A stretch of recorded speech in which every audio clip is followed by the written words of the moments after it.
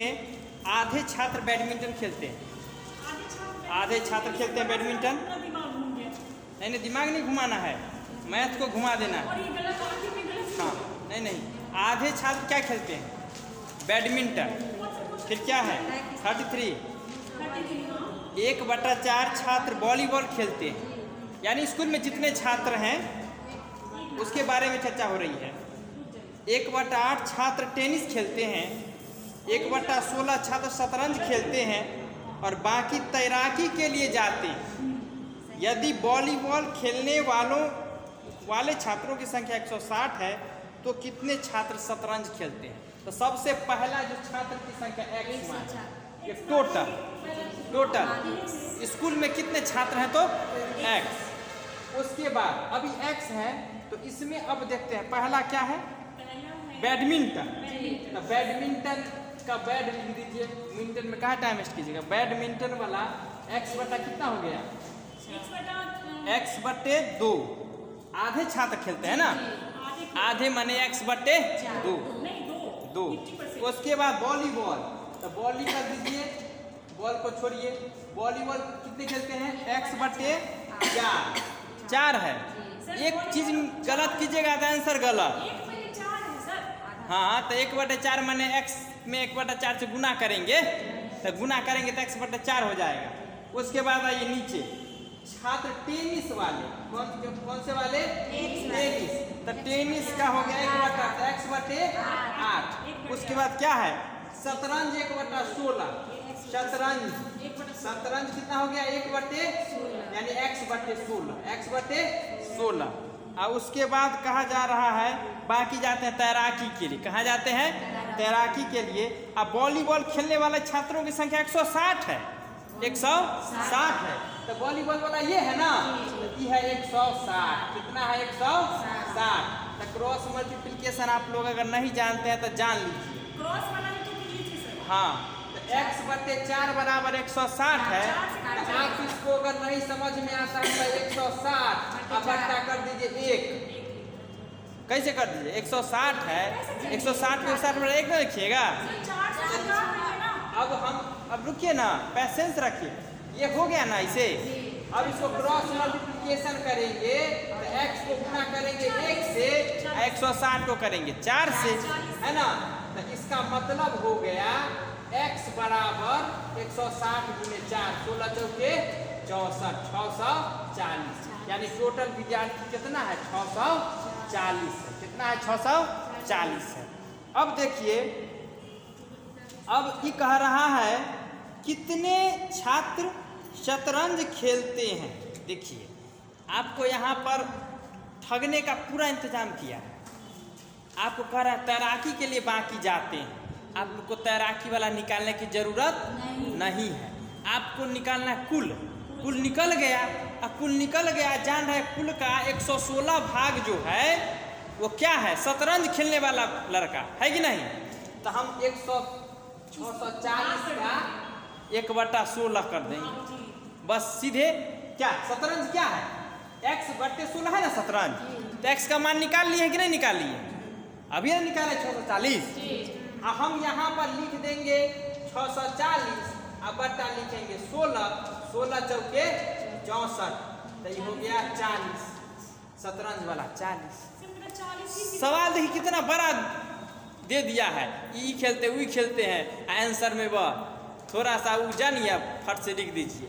विद्यार्थी बड़ा सवाल देख के छोड़ ही देगा कि दूरी होने वाला नहीं है। हाँ फिर भी कहा नहीं बनेगा। अब बनेगा कि नहीं सो बताइए। समझ गए ना? बढ़िया से कि मोटा मोटी समझ गए।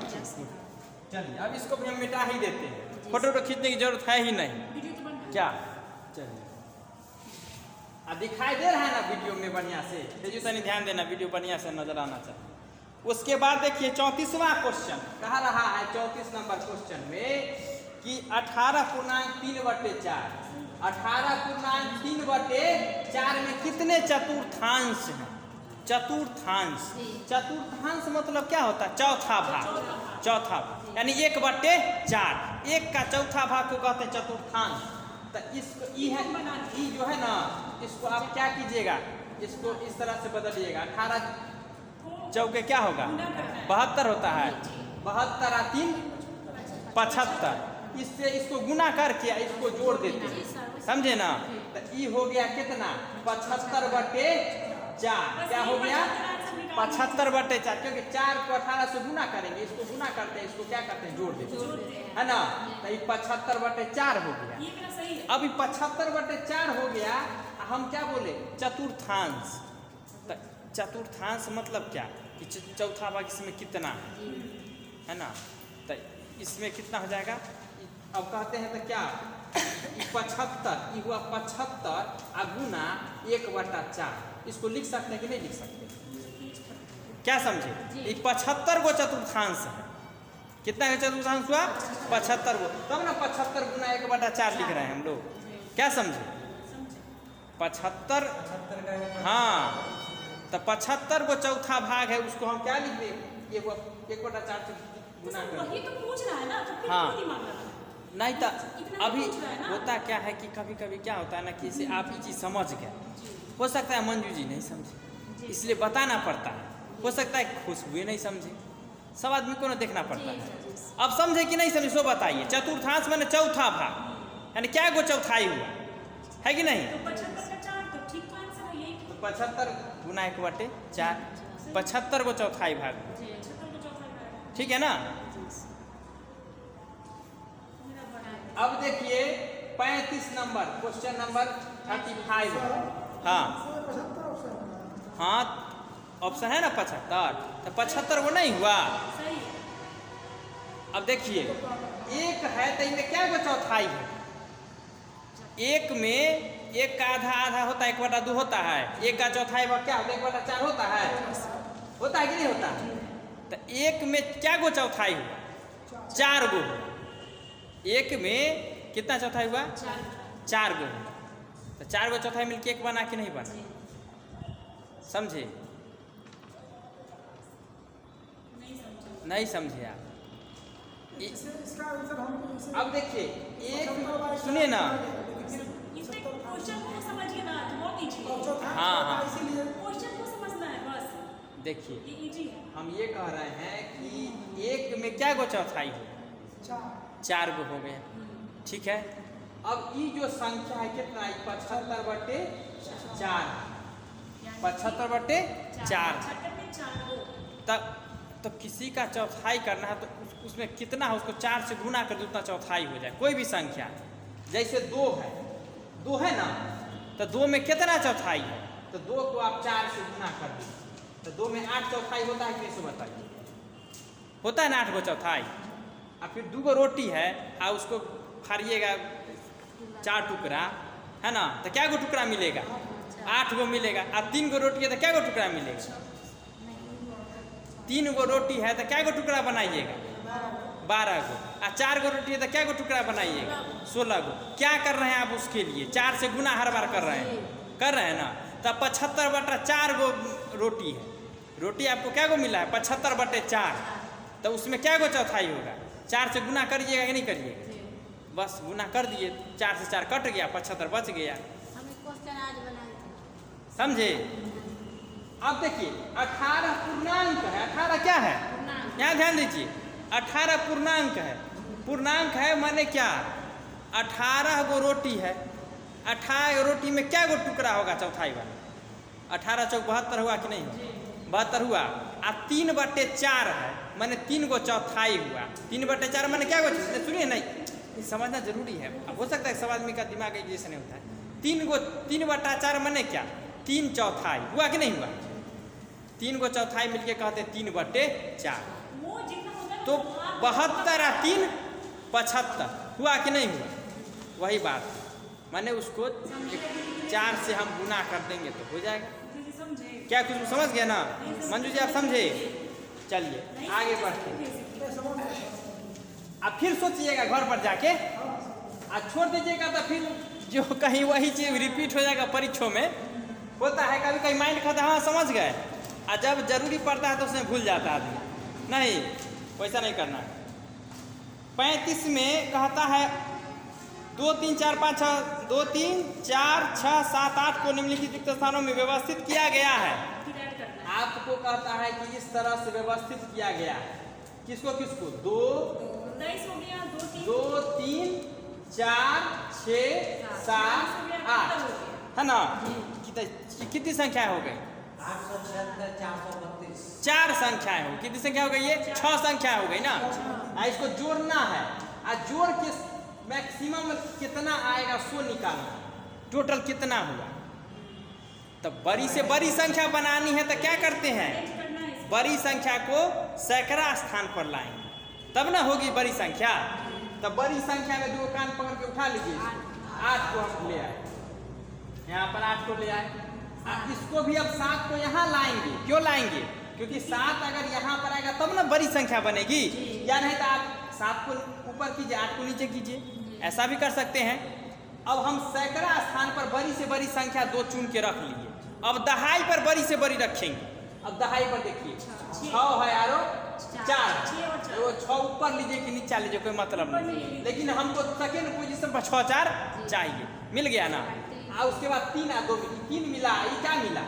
2 मिला। अब बात खत्म। जोड़ दीजिए कितना होगा? 3 2 5 हो जाएगा, 6 4 10 हो जाएगा, 8 6 15 16 हो जाएगा, 1605 आंसर। क्या समझे? बड़ी से बड़ी संख्या कह रहा है निकालने के लिए। किताब फिर से क्वेश्चन घर जाकर देख लीजिएगा, समझ गया? वही कह रहा है। तो फंसिएगा ना आप। 35 होगा, 35 है। हाँ, व्यवस्थित कर। अब मान लीजिए आपसे कहेगा कि छोटी से छोटी संख्या हमको मिलना चाहिए योगफल में, तो क्या कीजिएगा? तब 3 2 को पहले ले आइएगा, ये बिचला बीचे में रहेगा, और फिर बड़ी जो है वो साइड में चली जाएगी अंत में। अरे आप नहीं समझे बात। आपको कहेगा छोटी छोटी संख्या योगफल, हमको छोटी छोटी संख्या मिलनी चाहिए योगफल, तो क्या कीजिएगा कि बीच में आप वहीं छोड़ दीजिएगा, इसको उठा के इधर, इसको उठा के इधर, हो गया। समझे? विभाजित तो समझ गए आप लोग? समझे कि सुबह? हाँ चलिए ठीक है। तो इसको समझना है। मैथ क्या है? मैथ में रटना थोड़े है, समझना है। नेक्स्ट 1605। चलिए, यही ना होता है, फंसाने के लिए ऑप्शन दे देता है कि गलती करने वाला का ऑप्शन ये हुआ, सही करने वाला का ऑप्शन ये हुआ। क्या? अब मान लीजिए कोई छोटी से छोटी पर सेट कर देगा, तो उसके लिए भी एक ऑप्शन डाल ही देगा कि हो सकता है कि ठीक से नहीं पढ़े या बना दे, उसको दिख जाएगा पहला ऑप्शन, तो तुरंत टिक मार के आगे बढ़ जाएगा। पूरा टेस्ट ले लेता है। दीपा पर देखिए सवाल आ गया 36 नंबर। दीपा के बारे में पढ़िए, है ना? दीपा क्या करती है? एक डाकघर में पत्र और पार्सल डाक से बेचने के लिए जाती है। डाक की दरें दी गई है। पत्र का भार कितना होगा तो क्या रुपया लगेगा? 100। समझे? आप प्रत्येक 20 ग्राम या उससे कम के लिए 2 रुपया, माने 20 ग्राम या उससे कम रहेगा तो 5 रुपया, और उसका प्रत्येक अतिरिक्त 20 ग्राम या उससे कम के लिए 2 रुपया। समझे कि नहीं समझे? फिर पार्सल का भार, यह है पत्र का भार। पत्र माने चिट्ठी या पार्सल, समझ ही रहे हैं आप लोग? पार्सल 50 ग्राम या उससे कम है तो 5 रुपया। एक्स्ट्रा अगर हो गया 50 ग्राम से प्लस, 50 ग्राम प्लस अगर हो रहा है तो उसके लिए 3 रुपया। हाँ, पार्सल के लिए एक्स्ट्रा देखिए ना, एक्स्ट्रा 3 रुपया है पार्सल के लिए। वो तो पत्र के लिए 2 रुपया है 20 ग्राम या उससे कम के लिए। क्या समझे? अब है दीपा 2 पार्सल क्रमशः 250 ग्राम और 300 ग्राम भार के और 2 पत्र क्रमशः 20 ग्राम और 35 ग्राम भार के भेजना चाहती है।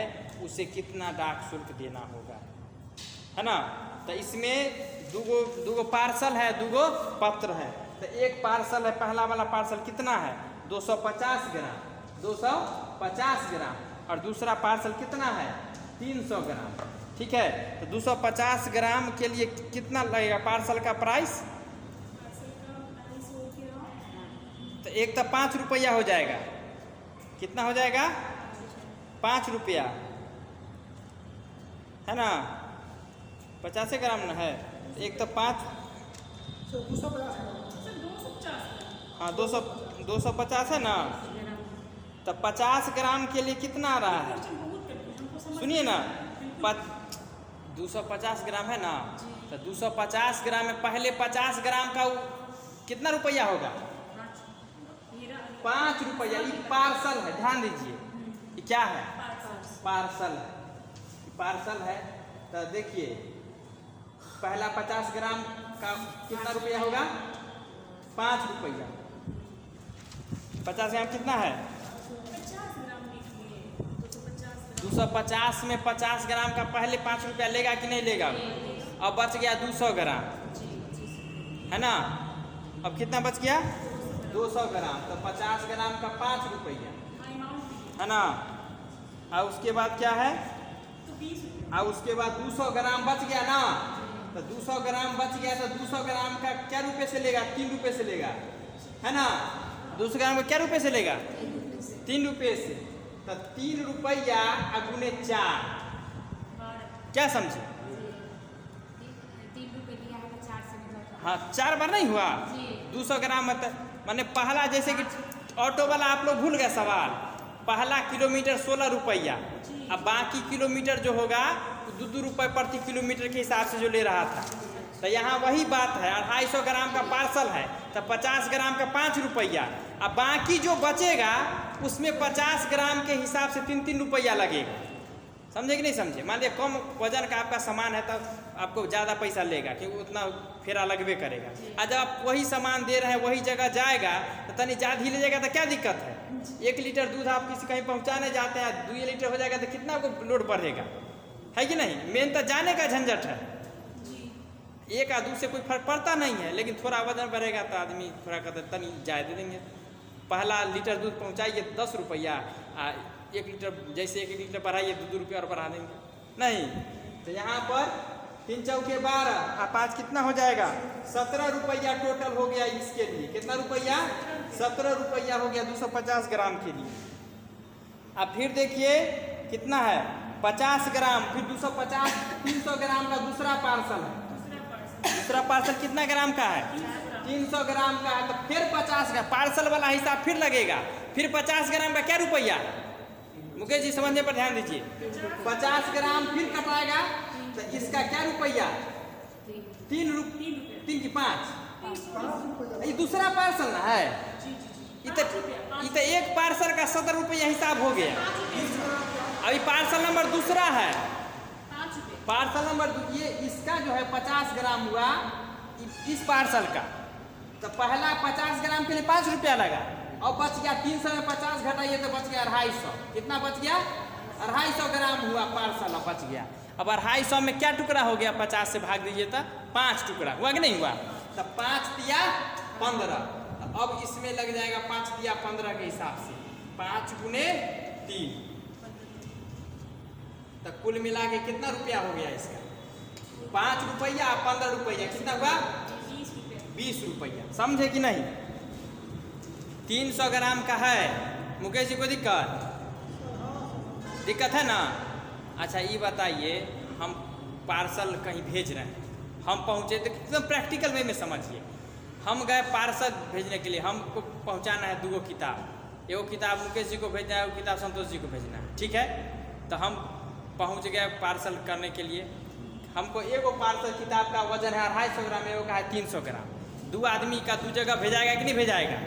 पहला गए तो वो रख लिया, कहा कि वजन कीजिए, वजन करवाए।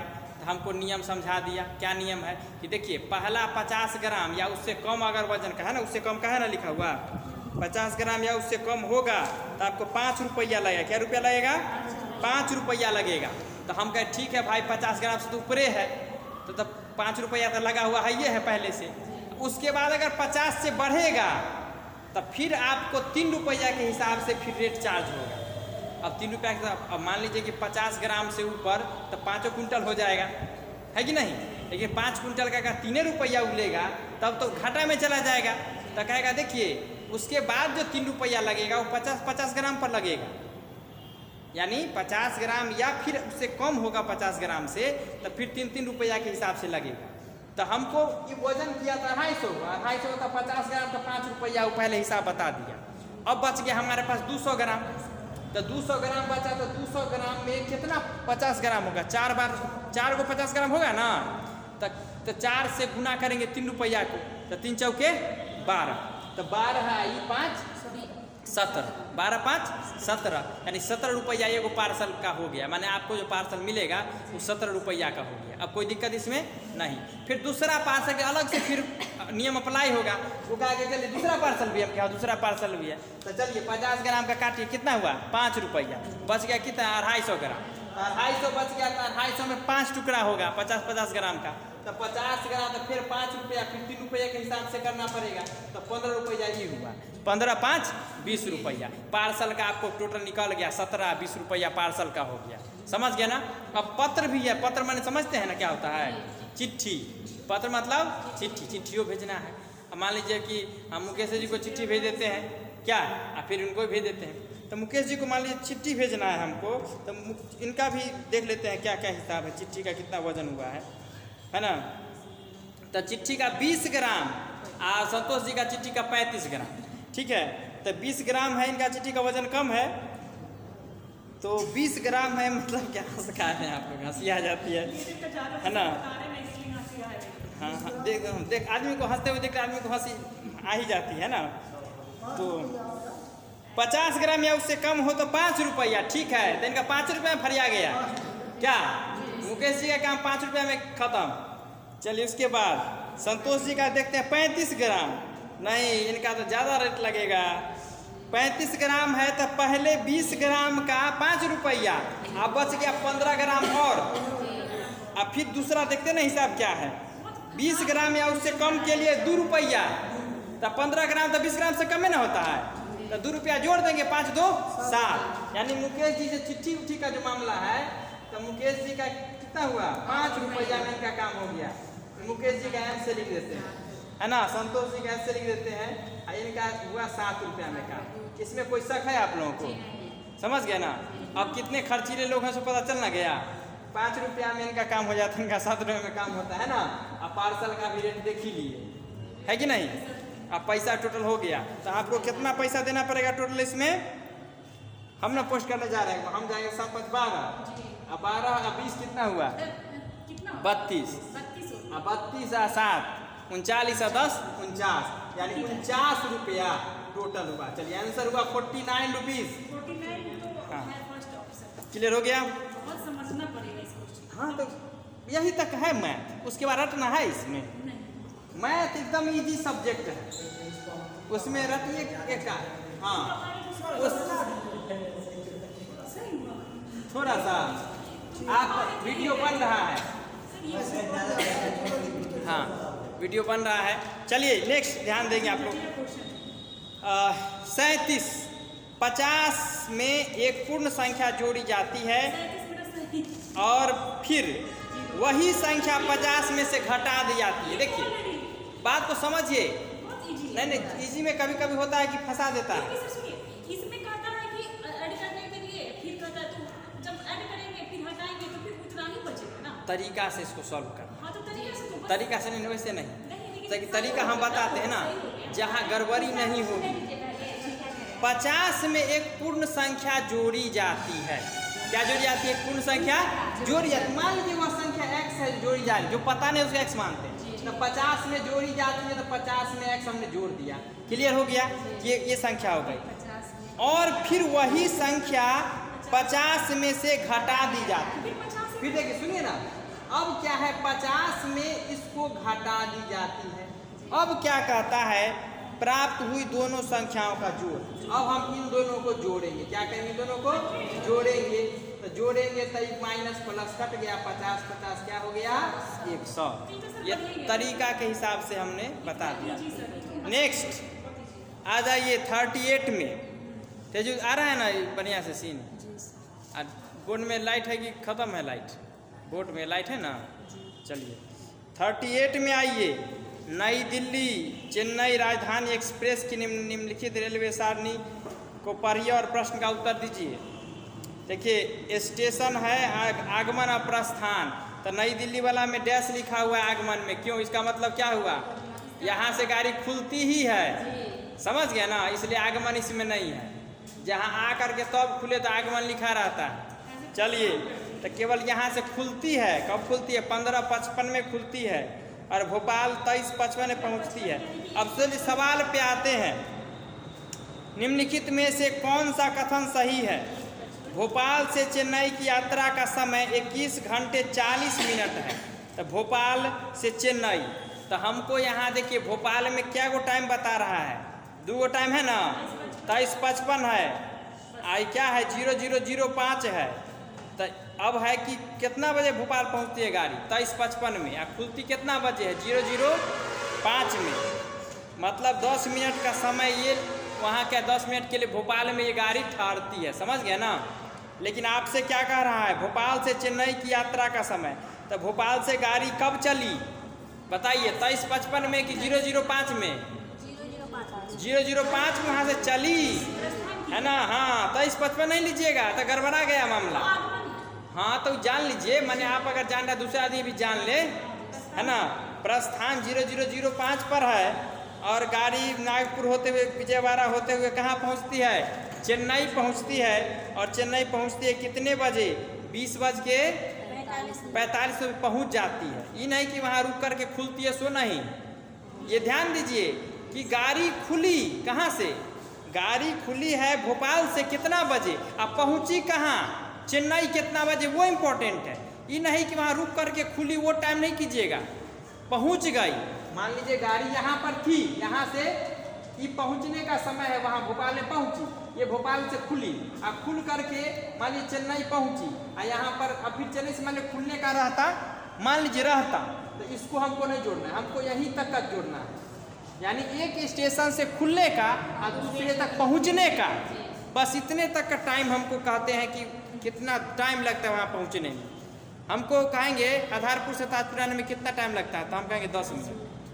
ये नहीं कहेंगे 2 घंटा 10 मिनट, क्योंकि हम तो चले, हम अगर चले 3:50 में तो यहाँ 4 बजे पहुँच जाते हैं। तो पहुँचने का टाइम ये नहीं कितना दिन हम रह गए तो हमारा रहने का टाइम भी जोड़ा जाएगा, तो गलत हो गया ना मामला, समझे। वही बात है यहाँ पर। तो ये जो 21:40 है, तो आप देखेंगे 5 से 20:45 में है, तो ये गलत है नहीं, क्योंकि 5 से तो स्टार्ट न हुआ है। रात में 12 बजे ये गाड़ी 12:05 पर खुलती है, आप पहुँचती है चेन्नई कब? मैंने 2 दिन ये इसमें चेन्नई पहुँचती है 20:45 में। कितने में पहुँचती है? 20:45 में। तो 20:40 न हुआ तो पहला ऑप्शन गलत होगा, समझे कि नहीं समझे। 5 से तो स्टार्ट न होती है, तो ये 20 घंटा 40 मिनट आंसर होगा इसका, पहला मैंने होना चाहिए, तो गलत है पहला कथन। दूसरा देखिए, भोपाल से विजयवाड़ा की यात्रा का समय 13 घंटे 10 मिनट का है। भोपाल से विजयवाड़ा देखिए, यानी 05 से स्टार्ट होती है और 14:15 में पहुंचती है, 14:15 में। तो ये हुआ 14:10 होना चाहिए इसका, ये भी गलत है। इसका कितना होना चाहिए? 14 घंटा 10 मिनट होना चाहिए ना, क्योंकि 05 से तो स्टार्ट ही नहीं होती है। तो ये हो गया, दूसरा भी ऑप्शन गलत है। तीसरा देखिए विभाजी, ध्यान देंगे, नागपुर से चेन्नई की यात्रा का समय 15 घंटे 10 मिनट है। तो नागपुर से चेन्नई, तो नागपुर से खुली है 5:35 में और चेन्नई पहुंची है 20:45 में। तो 20:45 में से क्या घटा देंगे? 5:35, तो 35 घटाएंगे तो 10 मिनट ये हुआ, 15 घंटा ये हुआ, क्या तो हुआ क्या? 15 घंटा 10 मिनट, ये सही है। तीसरा ऑप्शन सही है, तो चौथा में हमको झांकने की जरूरत नहीं है। चलिए अब 39 में आते हैं। किस में आते हैं? 39 में आते हैं। कितना टाइम, कितने देर का वीडियो बन गया सर? 29 मिनट। 29 मिनट का। चलिए तो खींच देते हैं इसमें। एक बीकर के 3/7 भाग में पानी है, ध्यान दीजिएगा। बीकर के 3/7 भाग में क्या है? पानी है। तो बीकर में पानी मान लेते हैं कितना? 3/7 भाग। बीकर में टोटल पानी x मान लेते, क्या मान लेते हैं? x। तो इसका 3/7 भाग कितना? इसका 3/7 भाग। तो इसको गुना करेंगे 3/7 भाग, यानी इसका, तो ये इतना पानी है बीकर में, अभी है पानी, ठीक है ना। बीकर को ऊपर तक पानी से भरने के लिए 16 लीटर पानी की आवश्यकता है ना। तो इसमें 16 लीटर पानी अगर जोड़ देते, 16 लीटर पानी मैंने उस पर डाल देते हैं, तो पानी टोटल मैंने कितना हो गया? बीकर भर गया। आप समझे कि नहीं समझे? बीकर में कितना पानी है टोटल? x। टोटल पानी कितना है? x। x का 3/7 भाग भरा हुआ, है ना, तो इतना भरा हुआ।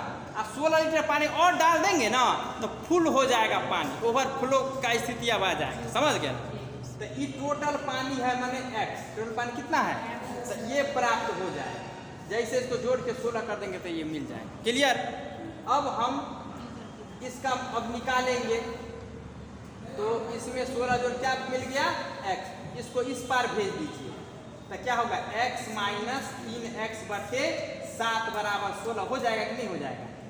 इसी को उस पार कर देंगे और फिर इसको इस पार ले आए तो समझे कि नहीं समझे। तो आप लोग उतना समझदार है, ये हैं क्या है उसमें ज़्यादा समझना। इसमें क्या है कि देखिए 7 आप लीजिए LCM, 7x माइनस 3x अब बराबर क्या हो जाएगा 16, है ना। तो 4x बटे 7 बराबर 16, तो x बराबर क्या हो जाएगा 16 गुने 7 और बटे 4, तो 4 सत्ते 28, तो 28 लीटर पानी उसमें रख सकते हैं। यानी धारिता कितनी हो गई 28 लीटर। आयतन भी कहते हैं धारिता को। क्लियर है, दिखाई दे रहा है ना बढ़िया से।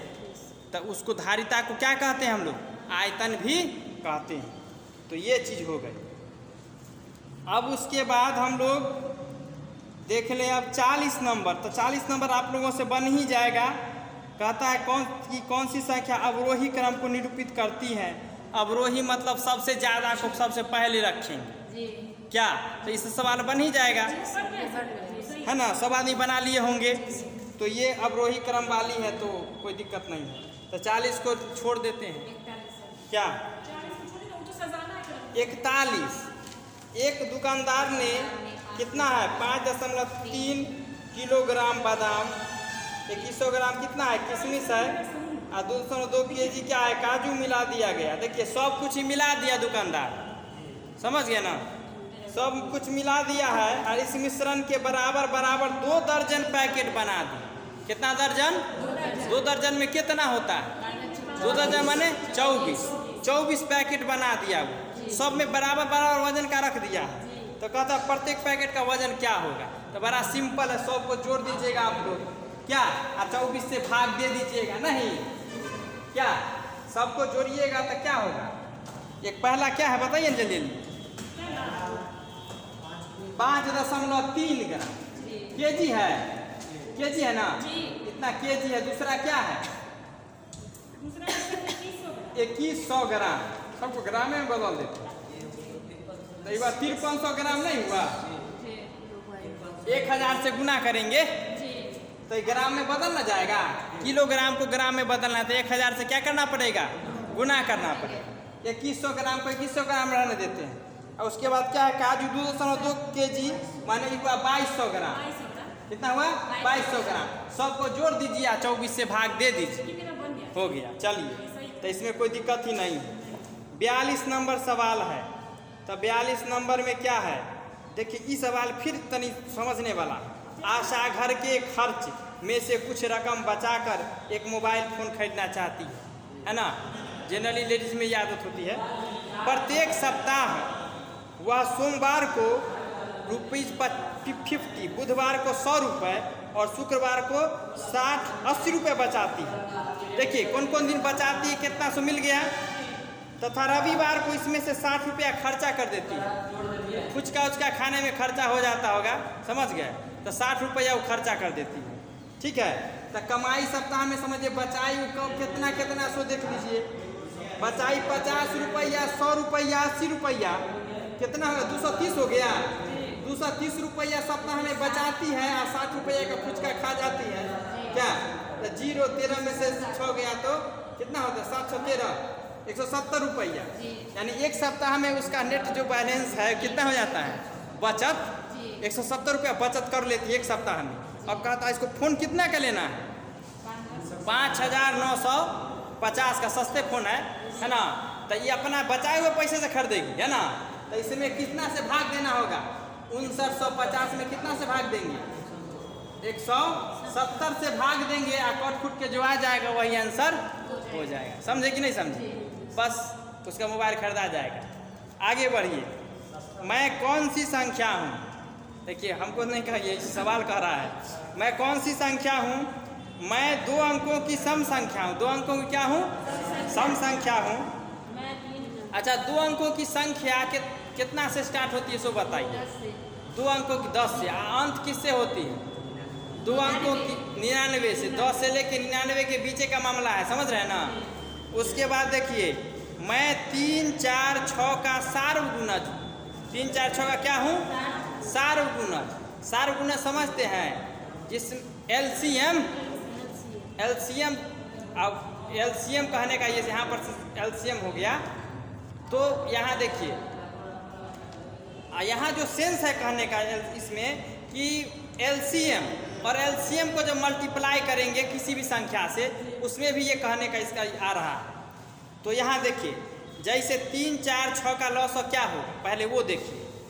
इसके बाद कहता है मेरे कुल 9 गुणनखंड है। गुणनखंड तय कर दिया है, तो यानी संख्या पर क्या क्या है पूरा हम लोग इन्वेस्टिगेशन कर रहे हैं सीबीआई की तरह, समझे। आज पूरी तरह से जांच पड़ताल करके बता देंगे संख्या कौन है। पहले तो हम लोग संदिग्धों की जो सूची बनाते हैं कि भाई इस पे शक किया जा सकता है।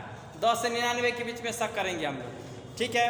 उसके बाद आइए आप यहाँ, ये फिर सम संख्या है, इससे भी कन्फर्म क्या लेना है हमको, सम संख्या। तो 99 तो ऐसे साफ हो गया, ये 98 आ गया। 3, 4, 6 का गुणज है, क्या है 3, 4, 6 का गुणज। तो 3, 4, 6 का लॉस निकालिए ना, तो कितना हो जाता है 12। तो ई होगा या तो 12 होगा। अब 12 को कितने गुणनखंड? 12 के गुणनखंड है 1, 2, 3, 4, 6, 12। 8 उठ नहीं होगा, क्या हुआ 3, 3, 6 को हुआ। तो 12 का पत्ता साफ हो गया। अब 12, अब इसका सार गुना जो 12 गुना 24, 12 गुना क्या होगा 24 में अब सबसे भाग लगेगा। तो 24 देखिए 24, क्योंकि इसमें क्या है कि 12 हुआ, अब 24 में क्या किसी से भाग लगेगा 1, 2, 3, 4, 6, फिर कितना 8, फिर कितना होगा 12 और 24, कितना हुआ इसमें 1, 2, 3, 4, 5, 6, 7, 8, 24 भी नहीं हुआ। 12 तिहाई 36 पर आइए, बढ़ते जाएंगे, नीचे से बढ़ेंगे तब ना होगा। अब ऐसा ना कि हम पहुंच जाए के बार 98 पर सर्च मारेंगे तो उसका 9 से 15, 16 को जिसका गुणनखंड हो जाए वो नहीं लेना है, हमको 9 वाला लेना है। हाँ, तो 36 का क्या हो जाएगा 1, 2, 3, 4, 6 है ना, 8, 12, 9 होगा इसका, 9 चौका 36, 10, 11, 12 है ना। कौन 8 नहीं होगा, 8 नहीं होगा, 8 नहीं होगा, क्या गलती हो गया, ये कैसे हो जाएगा 9 होगा, 9 होगा कि नहीं होगा, 9 हो गया, फिर क्या होगा 12 होगा, और क्या होगा बताइए 18 होगा, और क्या होगा 36 होगा। 1, 2, 3, 4, 5, 6, 7, 8, 9, यही आंसर होगा।